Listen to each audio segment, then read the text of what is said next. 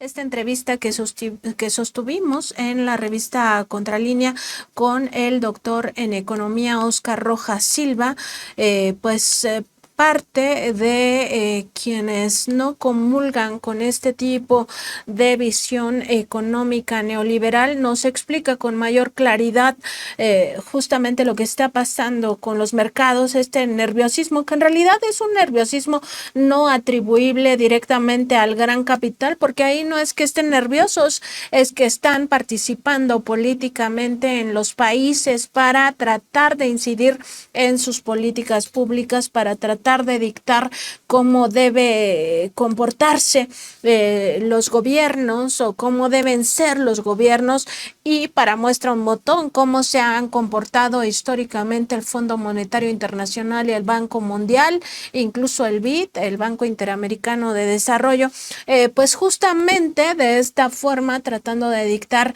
qué tipo de políticas se aplican en los países, y generalmente las presiones vienen para aplicar políticas antisociales y ultra neoliberales. El doctor Rojas Silva, académico universitario, analista de estos temas, además, y por supuesto experto en economía, pues nos explica justamente que esta reacción, sobre todo de analistas, de incluso la academia que tiene corte neoliberal, de periodistas financieros afines a este modelo neoliberal, ante la caída de la Bolsa Mexicana de Valores y ante esta pérdida de terreno del peso tras las elecciones del pasado 2 de junio, se explica simplemente porque la economía neoliberal apuesta al pánico, y sobre todo apuesta al pánico cuando los países empiezan a recuperar sus soberanías y los pueblos empiezan a exigir gobiernos que no se ciñan al modelo económico neoliberal, al rapaz capitalismo salvaje. Y esto nos va explicando cómo es o por qué son los bancos los que supuestamente entraron en este proceso de nerviosismo, son los que empiezan a sacar capitales a pesar de todas las ganancias que obtuvieron incluso durante la pandemia. El doctor Rojas Silva, doctor en economía, nos dice además que aunque existe sí un riesgo de una caída mucho mayor si se aprueban las reformas del llamado Plan C, porque justamente el gran capital intenta aplastar a los pueblos que buscan este tipo de soberanías. Dice que esto debe seguir adelante, sobre todo por lo que se conoce como el bono democrático con el que llegará la doctora Claudia Sheinbaum Pardo a la presidencia de la República. ¿Qué es el bono democrático? Él también nos lo explica, pues es esta ventaja de 2-1 frente al segundo lugar que obtiene la doctora Sheinbaum en las urnas. Esto que significa ya en términos de números casi 20 millones de votos de diferencia entre pues el proyecto de nación del humanismo mexicano que inauguró el presidente López Obrador y el segundo lugar que era Xochitl Gálvez y el modelo económico neoliberal. Incluso pues no hay que olvidar que quien le redactó su proyecto de nación a Xochitl Gálvez fue precisamente el llamado ángel de la dependencia, José Ángel Gurría, quien en su momento fue un actor principal en el tema del FOBAPROA, es quien había redactado ese proyecto de nación. El pueblo dijo masivamente: no queremos eso, queremos esta otra cosa que se llama humanismo mexicano o que se llama cuarta transformación, que se está construyendo y que ya es palpable a 5 años de haberse aplicado. Y parte de lo palpable, pues por supuesto son esos 14.4 millones de mexicanos y mexicanas que obtienen estos programas sociales o que son beneficiarios de estos programas sociales, el reparto de la riqueza. Indirectamente otros sectores se benefician porque si hay dinero en el bolsillo de los adultos mayores, quiere decir que va a haber dinero para gastarse en la economía interna. Eso es lo que no acaban de comprender, de por qué se trata de un bienestar social generalizado que abarca a otras capas indirectamente. E incluso pues pues alcanza, por supuesto, para la banca, ¿no? Pero aquí, ¿por qué la banca comercial está nerviosa, está enojada? ¿O por qué aplica justamente estas medidas de presionar a la economía mexicana? Pues también hay que recordar que antes, como se privatizó la banca estatal, pues en realidad los negocios del gobierno estaban en la banca privada. En la generación de riqueza no solo se refería a la apropiación del dinero por parte del FOBAPROA, sino también a que la bancarización gubernamental les beneficiaba porque el dinero se manejaba a través de estos bancos privados y ahora ya existe el Banco del Bienestar. Eso también nos explica el enojo del gran capital, pero vamos a escuchar lo que nos explicó con mucha claridad el doctor Óscar Rojas Silva en torno a qué está pasando con los mercados, qué es lo que vimos a partir del 2 de junio y cómo podemos empezar a entenderlo. Vamos a escuchar este primer análisis que nos hace el doctor Óscar Rojas Silva.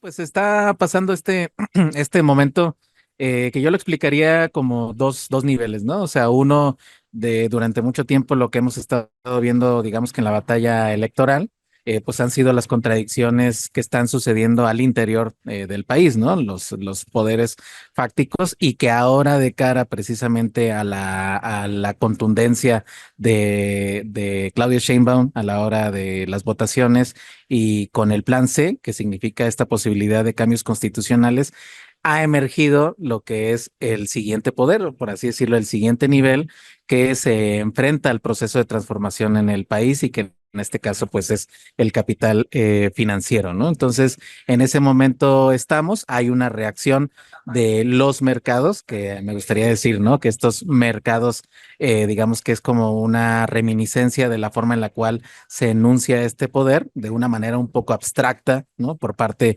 de los economistas neoliberales, pero que en realidad significa pues intereses muy particulares, ¿no? Es decir, actualmente el dominio del capital en general no es un dominio industrial, sino particularmente es un dominio financiero. Por lo tanto, lo que sucede en la bolsa, lo que sucede con la especulación en las distintas monedas, son las armas que tiene el capital financiero para reaccionar en torno a las posibilidades que tienen los países de ganar soberanía y de, por así decirlo, pues se convierte pues en lo que se llamaría tradicionalmente una lucha de clases, pero en este caso la podemos enunciar como ese conflicto de interés, ¿no? En el sentido de que los grandes capitales siempre van a buscar controlar el mayor número de poderes dentro de los países que les permitan generar ganancias y por el otro lado, pues los intereses del pueblo, ¿no? En el sentido de que pues hay cosas que se tienen que cambiar. Ese fue el mandato, ha sido el mandato democrático contundente y pues por eso estamos viendo ahorita estas reacciones, ¿no? También le preguntamos al economista si existe un riesgo real de que México va a colapsar si lleva a cabo las reformas del llamado Plan C, porque no solo es la reforma al Poder Judicial de la Federación, y recordar un poco que este mensaje que mandan los mercados pues nos confirma en realidad lo que ya todos sabíamos, la captura de estas instituciones, particularmente de la Suprema Corte de Justicia de la Nación por la oligarquía y por los intereses transnacionales.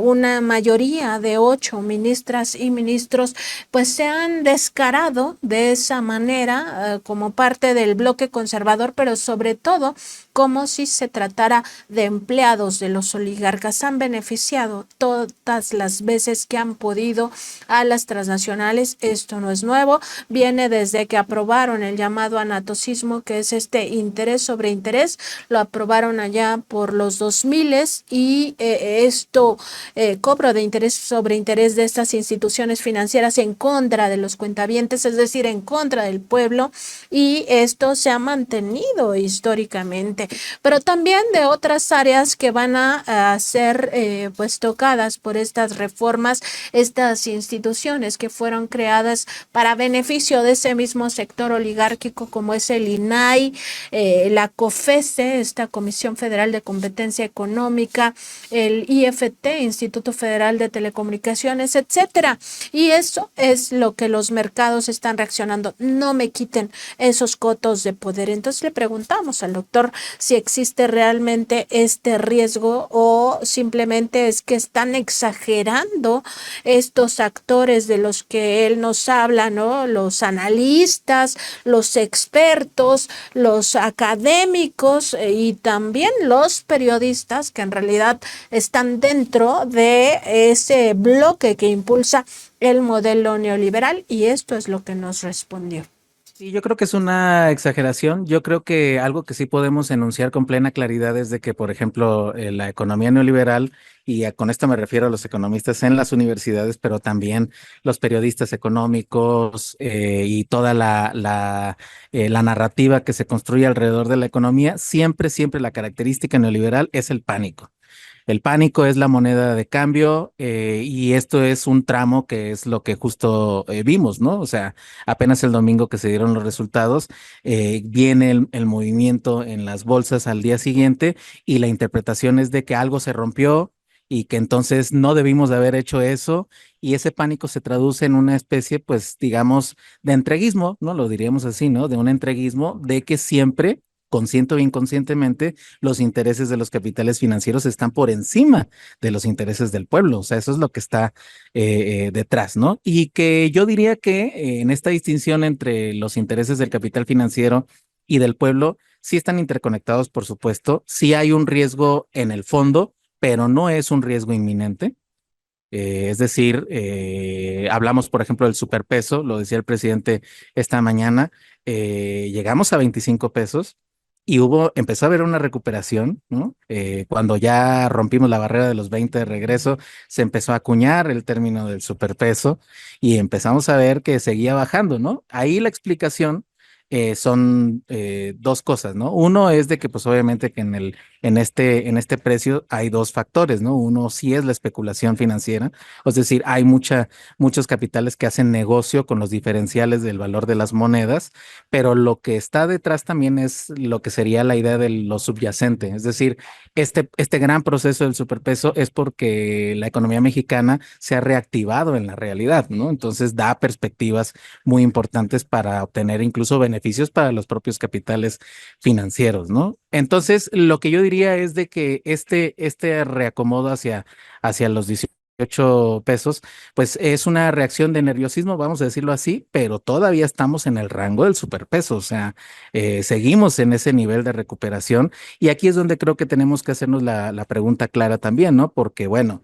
o sea, ¿quiénes perdieron en la bolsa, no? Estamos hablando de que perdieron bancos, que son los que han estado manteniendo niveles altísimos de ganancia, incluso durante la pandemia. Entonces, lo que significa es de que hay un rango muy importante de que yo diría que a lo que se suele llamar el bono democrático, que es cuando llegas a un sexenio con una alta aprobación, eh, hay un gran rango para que sí se materialice el plan C, es decir, para que estas reformas, como bien dices, no era un secreto para nadie, no es de que se hayan cambiado las reglas, ha sido muy claro siempre el presidente en torno a qué es lo que se necesita cambiar y yo creo que, por lo tanto, pues podríamos decir que lo que observamos esta semana fue más esta estrategia tradicional del pánico por parte de los economistas tradicionales, pero que yo lo traduciría en que simplemente son, por supuesto, movimientos de mercado que no están respondiendo a la especulación en primera instancia, sino que están respondiendo a que la economía mexicana está haciendo un cambio estructural. Y el cambio estructural del que nos habla el doctor Oscar Rojas Silva precisamente es esta búsqueda de un modelo económico distinto al neoliberal. El presidente López Obrador hoy incluso se refería a como de nueva cuenta el humanismo mexicano, cuando recuerda el primer mandatario que de su cabeza, así lo dijo, de esta cabeza salió y también de su corazón el programa para beneficiar a los adultos mayores cuando era jefe de gobierno en la Ciudad de México. El presidente recordó que no fue Vicente Fox quien, pues como se quiso engañar en estas elecciones, tuvo esta idea de beneficiar a través de programas sociales a este sector poblacional que se encuentra pues en el último tramo de su vida, y para hacerla un poco más justa y un poco más, digamos, holgada, pues se le da esta pensión, y se trata de una pensión universal. Aquí no se está viendo si el adulto mayor o la adulta mayor tiene recursos o está en situación de pobreza. Es universal esta pensión para los adultos mayores. Y decía el presidente López Obrador, por eso se llama humanismo mexicano, porque está hecho a partir de la propia cabeza o de la propia inteligencia de los mexicanos y las mexicanas. A nivel internacional, esto se conoce como el llamado estado de bienestar. Mucho se dijo en el pasado por estos grupos oligárquicos y también por estas facciones de derecha del conservadurismo, que eso era populismo y que el populismo fuera y que el populismo ya había dado de sí.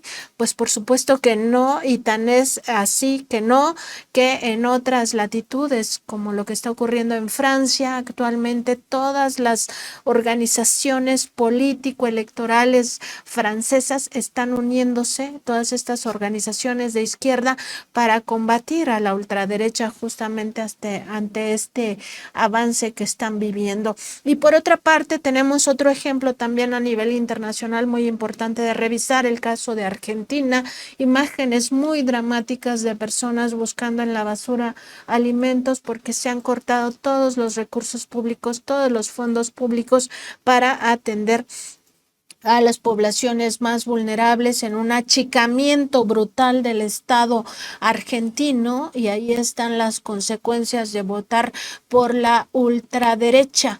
Y en este sentido también recordar que en el caso argentino pues venían de gobiernos progresistas que no lograron pues al final penetrar en las conciencias de las personas, y ahora están sufriendo pues una pobreza extrema. Los que antes estaban en una medianía, pues ahora han caído a una situación de pobreza y pobreza extrema. A todos allá en Argentina les está costando bastante trabajo, y este es el problema de no entender dónde debe de estar pues la austeridad, ¿no? En el caso de México, la austeridad republicana se aplicó a los excesos del propio gobierno, y hay sectores que se resisten, como es el propio Poder Judicial, a dejar los privilegios a costa del dinero público. En Argentina, por el contrario, se aplica una supuesta austeridad, pero a la política pública, al bienestar, a todo lo que directamente e indirectamente pues beneficia a los sectores más desprotegidos, a los más pobres. Entonces ahí tenemos este abanico también internacional para ir sopesando lo que queremos como país, como nación, lo que más nos conviene a todas y a todos, o por lo menos a las mayorías más desfavorecidas. Y recordar también, porque lo decía o lo mencionaba el propio doctor Oscar Rojas Silva, que esto no es una sorpresa, que esto no es que se estén cambiando las reglas, todo fue transparente, se puso sobre la mesa.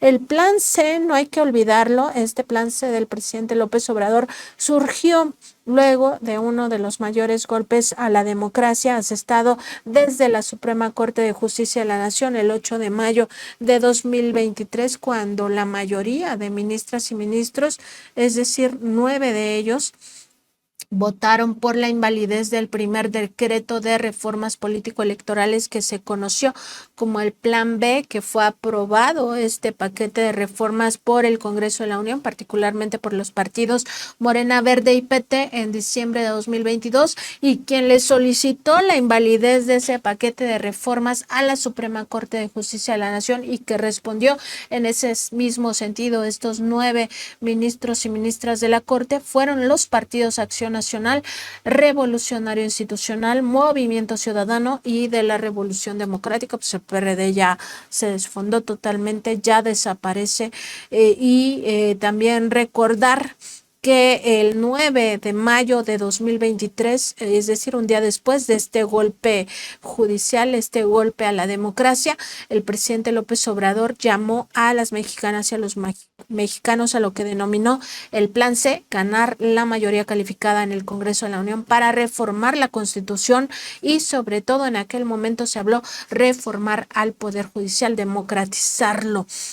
No fue para nadie un secreto tampoco en qué consistía el Plan C, porque el presidente López Obrador el 5 de febrero públicamente lo enunció en 20 reformas, 18 de ellas a la Constitución y dos de las que se conocen como reformas complementarias. Vamos a ver ahora qué nos contestó el doctor Oscar Rojas Silva a por qué no reaccionaron los mercados ni en mayo de 2023 ni en febrero de 2024, que son dos momentos clave en este Plan C. El primero es el llamado a los votantes a votar masivamente por el partido Morena, por el Verde y por el PT, que son este bloque que impulsa la Cuarta Transformación, o en febrero, cuando se presenta justamente este paquete de reformas. Vamos a escuchar lo que nos comenta el doctor Rojas Silva. Pues ese es un tema muy, muy interesante porque aquí la palabra clave, el concepto clave es este asunto de la medición del riesgo, ¿no? Y en esos niveles de riesgo, pues obviamente que sí hay una diferencia entre enunciar una política a tener la capacidad ya material de ejecutarla, ¿no? Entonces, yo creo que esa es una primera diferencia. La otra es de que también no olvidemos de que en los movimientos, por ejemplo, de la moneda, pues también lo que está detrás es que como cualquier, bueno, no cualquiera, pero sí la mayoría de los bailes se necesitan dos y también los movimientos que están ocurriendo no es un detalle menor, pues que el dólar como moneda representante no nada más de Estados Unidos, sino del imperio en general, pues lo que estamos viendo también es de que hay una desvalorización, ¿no? O sea, hay una guerra comercial, hay una guerra militar en curso, un genocidio como expresión de estas necesidades de movimientos geoestratégicos y una crisis muy fuerte dentro de los Estados Unidos. Entonces, siempre nosotros también vamos a estar desafortunadamente en esa estructura financiera, pues anclados a esas otras dinámicas, ¿no? Y yo creo, pues, en particular para estos efectos, que sí se aprovecha mucho, que sí hay una especie de medición de timing cuando hay cambios de gobierno, pues porque es un momento donde, por así decirlo, hay como una especie de cemento fresco y que hay posibilidades de reorganizar muchas cosas, ¿no? Entonces yo creo que sí fue como un aviso, un anuncio de que aquí estamos y de tratar de incidir, ¿no? De repente siento también que la perspectiva era ir acorde a con lo que era el proyecto de la derecha de tratar de buscar romper con la elección, ¿no? O sea, llevarla a una inestabilidad y llevarla al bloque de poder que tienen en lo judicial, ¿no? Entonces, de repente siento que pudiera haber sido también parte de esto que no se dio, afortunadamente, que no fue posible, pero que lo intentaron, que en suma siempre es generar inestabilidad, puede ser inducida. Estos poderes lo hacen de esta manera, porque de esa manera, pues, buscan que prevalezcan las condicionantes que a ellos les benefician, ¿no? Que se han repetido en muchas ocasiones, que es la estabilidad del déficit fiscal, y otras medidas, ¿no? Que privilegian lo estable a los procesos de crecimiento, ¿no? Entonces, yo creo que sí está relacionado con todo esto, pero que hay componentes también que están sucediendo en la crisis que también está en curso a nivel mundial y particularmente dentro de los Estados Unidos también, ¿no? Importante también lo que nos comenta el economista en torno a lo que consideran los mercados un riesgo real. Dice el doctor Oscar Rojas Silva, pues no es lo mismo el momento donde se enuncia una nueva política o en este caso este paquete de reformas que digamos, profundizarían lo que ya se va definiendo como un proyecto de nación distinto al neoliberalismo y tener la capacidad material ya de ejecutarlo, de llevarlo a cabo. Es decir, en febrero, pues evidentemente no se tenía la mayoría calificada en el Congreso y por supuesto esto significaba pues simplemente algo así como un deseo, pero ahora a partir del 2 de junio ese deseo se materializa porque ya la cuarta transformación tiene mayoría calificada en el Congreso. Y recordar pues justamente que el presidente López Obrador en aquellos momentos pues insistía justamente en que pues estos cambios legislativos son para devolverle a la Carta Magna pues justamente su carácter social de beneficio al pueblo y también, por supuesto, que consideraba el presidente López Obrador que estas reformas eran las más urgentes para hacer efectiva la cuarta transformación. De lo contrario, temas tan importantes como la eliminación de privilegios a costa del erario de la nación o los sueldos millonarios para una burocracia que trabaja a favor de los intereses de poderes fácticos como son las transnacionales, pues tampoco se erradicarían. El propio presidente López Obrador dijo el 5 de febrero que estas reformas que proponía buscan establecer derechos constitucionales y fortalecer ideales y principios relacionados con el humanismo, la justicia, la honestidad, la austeridad y la democracia que su movimiento ha postulado y llevado a la práctica desde sus orígenes como movimiento de la transformación nacional. Y pues también recordar que el propio presidente López Obrador dijo que con estas reformas pues se echaba atrás lo que se conoció en su momento como contrarreformas, es decir, la modificación de la Carta Magna con medidas o políticas antipopulares, antisociales introducidas en el periodo neoliberal. Eso lo calificó el propio primer mandatario como adulteraciones que niegan el sentido general de la Carta Magna, que fue fruto del movimiento popular revolucionario y por lo mismo concebida desde el inicio con un espíritu nacional social y público. Pues así lo que el presidente López Obrador iba observando. También le preguntamos al doctor Rojas Silva si esta reacción del mercado, sobre todo de los bancos, fue una reacción inducida justamente como un castigo al pueblo de México por haber votado a favor del plan C. Vamos a escuchar su respuesta. Pues sí, es muy difícil decirlo, ¿no? Porque hay una gran discrecionalidad en todas las decisiones. No, no, o sea, aquí la forma de reflexionarlo es, no me sorprendería, ¿no? Que fuera inducido, porque no se tientan el corazón porque son intereses privados, ¿no? Cuando se dice del mercado que está nervioso, que tiene miedo, pues es un eufemismo enorme, porque tienen un poder muy grande y más bien están privilegiando sistemáticamente sus intereses, ¿no? Eh, yo no creo que tengamos elementos para decirlo así, sino más bien en el entendimiento de que lo suelen hacer. Históricamente puede tomar muchas veces mayor claridad ya a la distancia, pero lo que sí podemos decir es que sí se activan una serie de segmentos digamos que presión mediática también a poner el acento sobre lo que está pasando con el déficit, sobre qué va a pasar con el asunto del sostenimiento de gastos sociales. Es decir, hay un cuestionamiento del tipo de modelaje, ¿no? Y que también hay que recordar que hay otro sector, hay otro componente que diríamos que iría en contra de lo inducido, en el sentido de que también los capitales están buscando sistemáticamente mayores ganancias y esto está a un nivel de automatización que muchas veces esos movimientos pudieron haberlos hecho computadoras, ¿no? O sea, algoritmos, ¿no? Entonces, esa volatilidad, pues puede estar ahí haciendo la combinación de factores, ¿no? Pero en suma, lo que yo diría, pues es pues como ha sucedido también en otros países, especialmente, por ejemplo, Argentina, sí tienen toda la capacidad para hacerse presentes políticamente, ¿no?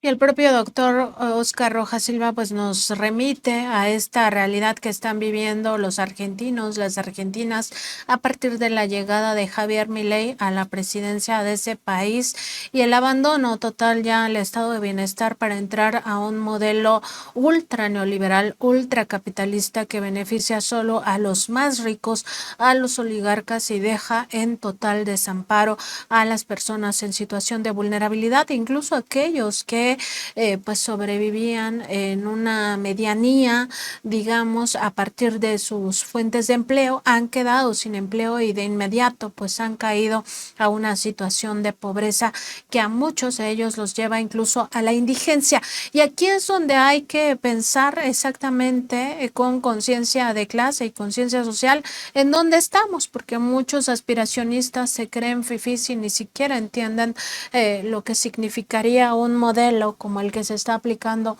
en Argentina. Si nosotros tenemos que trabajar forzosamente para sacar lo indispensable, para comer, para poder vestirnos, para poder vivir, para poder mandar a nuestros hijos a la escuela, etcétera, significa que no somos fifís. O sea, los fifís son aquellos que sus hijos, sus hermanos, sus nietos, sus bisnietos, sus tataranietos, no tendrían que trabajar ni un día de su vida y tendrían la vida totalmente resuelta, no solo en lo más indispensable, sino incluso en materia de lujos. Y en este sentido, pues advertir esta situación, siempre tener conciencia de clase. Vamos a ver ahora si hay un nuevo momento de esta entrevista. Le preguntamos si hay alguna manera de que el Estado mexicano tome medidas para evitar este asunto. Vamos a ver. Exactamente. Sí, pues ahí está interesante porque hasta ahora, por ejemplo, lo que se ha tomado como decisión para este proceso de cambio pues ha sido respetar esos nodos elementales, ¿no? Esos fundamentales macroeconómicos, ¿no? Y sí se ha hecho, o sea, se ha demostrado, o mejor dicho, lo que se ha buscado demostrar es de que aún así hay grados enormes de libertad para hacer la reconstrucción de la infraestructura básica del país y además también la demostración, la gran demostración histórica del presidente de que si tú le cierras la llave de la corrupción, ese gasto corriente que se iba a la basura se puede convertir en gasto social y en gasto productivo, pues, ¿no? Que lo que te produce es que puedas cada vez tener mayor capacidad de crecimiento, ¿no? Entonces, este sería el momento en el cual de repente, yo creo que este es un aviso apenas, pero sí puede llegar un momento en el cual el capital en general diga, bueno, todo lo que yo gano, lo gano legalmente, pero también lo gano influyendo en los poderes. O sea, el Poder Judicial ha hecho políticas económicas, ha protegido intereses de transnacionales, ¿no? Pero el asunto es de que el antídoto, la kriptonita, históricamente para esto, es que el pueblo esté plenamente convencido de las acciones que haya que realizarse. Es decir, tener una base muy consciente de qué tipo de movimiento se está haciendo, ¿no? Entonces, yo creo que sí podemos seguir ya por la ruta de terminar de construir la infraestructura básica, dar el salto para empezar a ver en qué segmentos podemos no solamente ser maquiladores, sino también productores de nuevo valor, buscar las otras formas alternativas también de organización que están ahí latentes en la sociedad mexicana y pues ir generando también pues cada vez mayores políticas que se vayan acercando a controlar ese gran monstruo. Y me estoy refiriendo particularmente a la política monetaria, ¿no? El Banco Central como autónomo, pues ya de por sí nos alejó de esa posibilidad. Ya ahorita lo que se ha estado anunciando es esto, pues, ¿no? O sea, se va a respetar la autonomía, pero respetar la autonomía no significa que haya un cuestionamiento democrático de saber qué tipo de política monetaria se está realizando y precisamente cómo hacer para que se tenga no nada más un control de la inflación en general, sino un control dual como lo hace la Reserva Federal, que estás preocupado por asuntos monetarios, pero también estás preocupado por el empleo y por la producción. También le preguntamos al doctor Oscar Rojas Silva si él considera que a partir del 2 de junio se estableció ya como un mandato del pueblo justamente aplicar estas reformas del plan C, si esa es la lectura que se le puede dar a esta votación masiva que se vivió pues en esta jornada electoral y que lleva a la presidencia a la doctora Claudia Sheinbaum Pardo, pero también que lleva a un Congreso de mayoría calificada. Vamos a escuchar. Sí, justo. O sea, yo creo que ahorita es precisamente la riqueza de este momento en ese sentido, ¿no? O sea, de que ya, digamos que de alguna otra manera ya se presentan en plena claridad los verdaderos poderes que están detrás de personeros que hasta ahora los habíamos visto en política, pero que ahora son los poderes económicos que son, desgraciadamente, los determinantes en un sistema capitalista global, ¿no? Pero sí, efectivamente, yo diría que este es el momento también porque pues está a mediana distancia de tiempo la renegociación con el tratado, el TEMEC, y el cambio también en Estados Unidos. Entonces, es el momento, estratégicamente hablando, pero en principio, en fundamento, yo coincido en que ese es el mandato popular, ¿no? O sea, que cambie todo lo que tenga que ser cambiado.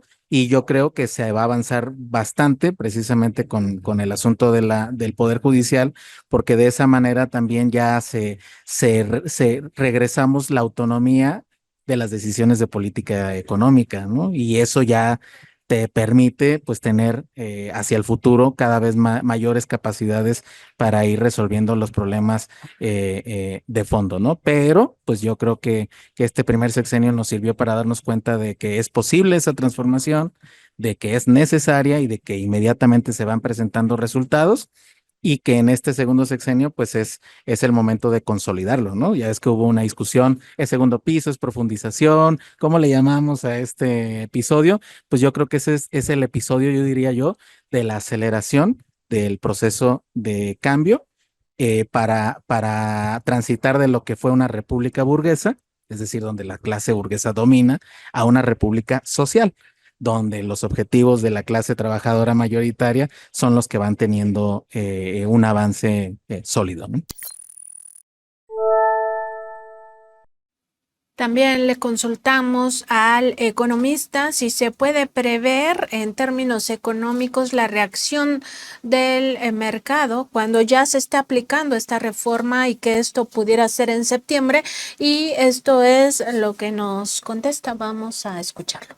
No, sí se puede prever, como decíamos, ¿no? Hay un gran segmento subjetivo en este caso, y sí, por eso fue muy necesario y oportuno que saliera, bueno, primero la noticia de que el secretario de Hacienda continúa, ¿no? Esto da certeza.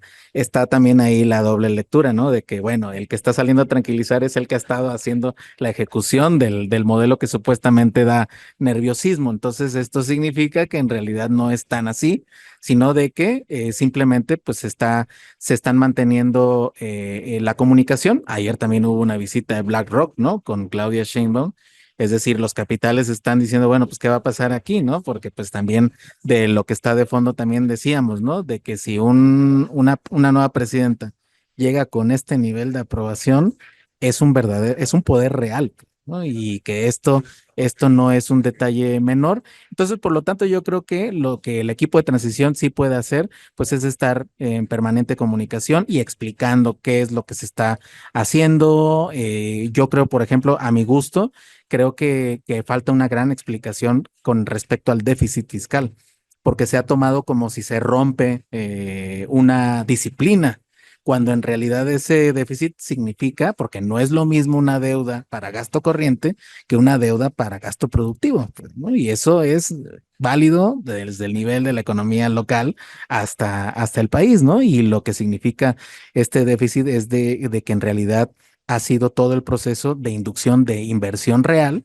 que es lo que nos tiene ahora también con toda este macro equilibrio, ¿no? Entonces, yo creo que enfatizando que el modelo es realmente sólido, no por suerte de la especulación, sino porque realmente se ha avanzado en materialmente, físicamente, en los niveles de inversión.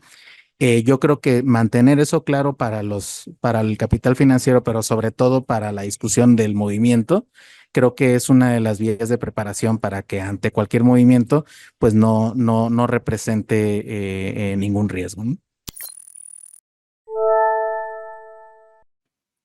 Pues ahí está este tema tan interesante de cómo sí se puede prever esta situación de castigo del gran capital a la soberanía que está recuperando México, pero también al mismo tiempo de que esto pues nos puede hacer reaccionar mejor, también reconocer que la única manera de profundizar esto que no es el modelo neoliberal requiere esas reformas profundas. Y le preguntamos también la diferencia entre el actual secretario Rogelio Ramírez de la O, que es quien continuará al menos al principio del gobierno de la doctora Claudia Sheinbaum, y los anteriores secretarios. Recordar que Carlos Ursúa pues se fue incluso al equipo de Xochitl Gálvez y que Arturo Herrera pues por los grandes errores e incluso traiciones que cometió al frente de la Secretaría de Hacienda, el presidente ya no lo consideró para ir al Banco de México. Esto es lo que nos comentó el doctor Oscar Rojas Silva. Sí, justamente, o sea, vimos ya a la distancia, pues cómo hubo todo un proceso no sencillo en este papel de los secretarios de Hacienda, porque una cosa es decir, sí, estoy de acuerdo con este personaje político, que cuando ya empiezas a ver lo que significa realmente mover el monstruo desde dentro, pues, ¿no? Y todos los intereses que hay, particularmente en Hacienda, ¿no? Que hay que decirlo, que es históricamente un lugar que ha estado cerrado, ¿no? Que ha construido incluso una élite, y una forma de pensamiento, ¿no? Que creo que es lo que se ha ido, lo que hemos ido viendo, ¿no? Que de Ursúa a Arturo Herrera, pues entonces sí hubo cambios, permitió ahí evolucionarlo, pero cuando ya rápidamente llegaron al límite, pues viene necesariamente el siguiente cambio. Creo que se encontró al final, afortunadamente la tercera es la vencida y López Obrador encontró un buen alfil, ¿no? Ahí en la Secretaría de Hacienda y que ahora va a permitir este proceso de transición. En el sexenio, al inicio del sexenio de López Obrador, Ursúa tenía este papel también tranquilizador de mercados porque venía de la estructura anterior, por así decirlo, ¿no? Y ahora pues está sucediendo igual, pero con un signo diferente, pero yo no descarto que en ciertos momentos, no, quizá no porque sea el límite de Ramírez de la O, pero sí es verdad que el país en su tránsito pues va a tener que seguir avanzando en medidas que son cada vez pues menos ortodoxas, ¿no? También le comentamos pues que nos hiciera una evaluación de cómo va la economía en el actual sexenio del presidente López Obrador con todo lo que se conoce como superpeso y otros factores importantes como el propio modelo, esquema de estado de bienestar, y esto es lo que nos dijo el doctor Oscar Rojas Silva. No, pues la verdad es que para mí ha representado una gran lección. O sea, yo creo que es el sexenio en sí mismo es toda una lección de economía no neoliberal. O sea, y esto no quiere decir ojo, ¿no? Porque ya ves que hay mucha confusión, sobre todo los puristas, ¿no? Que de repente dicen, pues entonces si hay presencia de capital es capitalismo y nada ha cambiado. No, es un mar de intereses, decía Marx, ¿no? No hay nada peor que las furias del interés privado, y es correcto. Entonces, yo creo que hay una gran enseñanza de cómo navegar ese mar, sin perder la orientación de los principios de soberanía y que además hay una lección cruzada, yo diría, con mutatis mutandis la experiencia de China, ¿no? Que también logró manejarse dentro del mercado, pero hacer prevalecer sus objetivos particulares, ¿no? O sea, lo que allá se llama socialismo con características chinas, bueno, pues acá es la cuarta transformación, por supuesto, con humanismo mexicano, con las características que nos corresponden, ¿no? Entonces, la apuesta fue equilibrio macroeconómico. El otro punto clave es austeridad republicana, es decir, esta transformación sistemática de gasto corriente a gasto productivo, es decir, hacer más chico el Estado y más eficiente. Y esto pues dio muchas luces. Y la otra pues es la recuperación de la planeación estratégica. Es decir, no fue un detalle menor el sureste, la combinación del transísmico, que es un cruce no nada más en abstracto de océanos, es un cruce geoeconómico, estratégico, fundamental, no solamente para las costas de Estados Unidos con respecto a Asia, sino también para la proyección futura de la ruta de la seda de China. Entonces, hay una visión en general de decir, bueno, no nos metemos con la estabilidad con el actual arquitectura financiera internacional, pero vamos a demostrar que aún con esas reglas podemos hacer la reconformación, la reconfiguración de la infraestructura básica en términos de comunicaciones y en términos de energía, es decir, el contenido de soberanía dentro de un modelo económico, ¿no? Entonces, creo que en general, pues podemos observar esta nueva experiencia y pues va a haber sin duda la necesidad de hacer muchísima reflexión porque de aquí sale sin duda un nuevo libro sobre ciencia económica, ¿no? Pues claro, los estudiosos de la economía también deben observar el fenómeno que ha acontecido en México, incluso teniendo un escenario como el que vivimos de la pandemia de COVID-19, donde otras economías que apostaron nuevamente al modelo neoliberal se derrumbaron y actualmente se encuentran en crisis por haber tomado decisiones como el rescate de los más ricos. Y finalmente nos habla pues de esta apuesta distinta al neoliberalismo. Vamos a escucharlo. Por lo regular, el cambio en el imaginario tarda un poquito en llegar, ¿no? O sea, después de que ocurren las cosas realmente. Todavía hay en las redes una gran cantidad de economistas neoliberales que aprovechan cualquier movimiento, por más marginal que sea, para inmediatamente traducirlo al pánico. Mi mensaje es mantengamos la calma porque lo que nos tiene en este conflicto no es lo que era antes, ¿no? Un endeudamiento acelerado, fugas, corrupción, privatización. No, lo que nos tiene en este tema es precisamente que el modelo funciona y que hay perspectivas renovadas para seguir haciendo la transformación del país, particularmente con el reconocimiento de que somos una economía mixta, ¿no? Y que somos tres, ya no somos uno, nada más el sector privado. Si no somos tres, el sector estatal, el sector privado, por supuesto que va a estar presente, pero muy importante, el sector social, pues, ¿no? Todas las alternativas que en un nivel medio y local tenemos que acelerar la imaginación porque eso es también una ruta que nos permite que cada vez los movimientos y vaivenes de los grandes mercados abstractos, que dicho sea de paso, tenemos que hacer la labor también de develar quiénes son esas supuestas manos invisibles, que más bien son guantes con hilos de acero, para que tengamos simplemente la claridad de cuáles son esos nuevos poderes, ¿no? Que están ahí detrás y definiendo nuestro destino. Pues aquí las importantes reflexiones de Óscar David Rojas Silva. Él es economista por la Universidad de Guadalajara con estudios de maestría y doctorado en la Universidad Nacional Autónoma de México sobre la crítica de la economía política, director del Centro de Estudios del Capitalismo Contemporáneo y además es comunicador especializado en pensamiento crítico en Radio del Azufre y Academia del Azufre. Muchísimas gracias al doctor Oscar Rojas Silva, por esta explicación tan amplia que nos ha dado y también por darnos luz de que nuevamente, como también lo ha dicho el propio presidente López Obrador, no puede someterse la justicia al mercado y tampoco el futuro de nuestro país dilapidarlo porque el mercado nos está mandando un mensaje de castigo. Esto, por supuesto, no podemos permitirlo, ni ahora ni nunca.